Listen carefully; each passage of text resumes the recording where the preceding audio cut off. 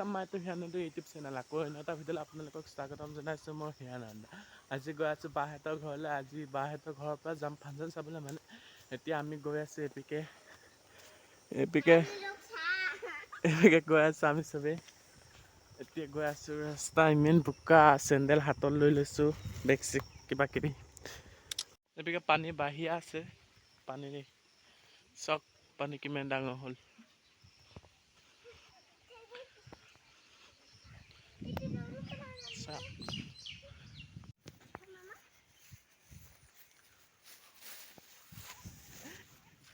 Video' কথা চব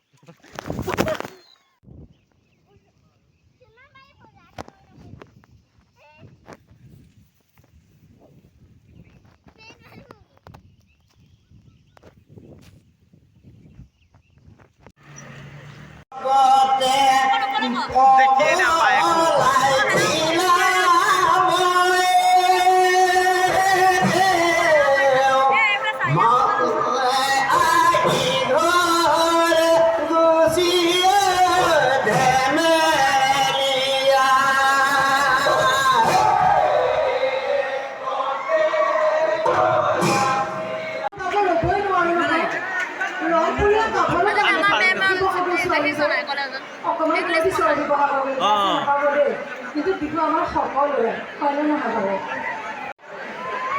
ইমান মনে মনে আছে দীক্ষা, ইমান মনে মনে থাকিলে কিন্তু আমি অনুষ্ঠান কৰিবলৈ অকণ অসুবিধা হ'ব। অকণমান জোৰে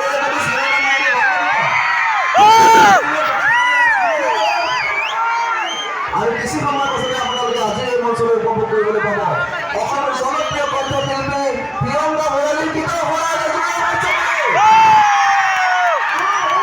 প্ৰিয়ংকা ভৰালী হৈছে।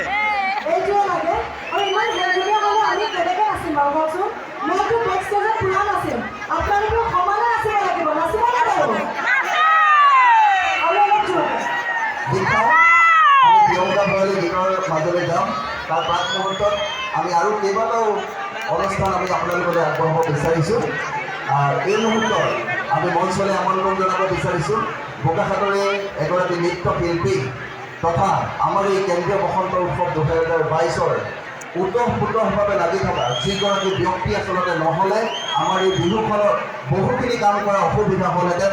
আমাৰ মৰমৰ বিজুতাৰ কন্যা সৃষ্টিনী আমি মঞ্চলৈ আমন্ত্ৰণ জনাম। আপোনালোকৰ সহযোগত সৃষ্টিনী মঞ্চলৈ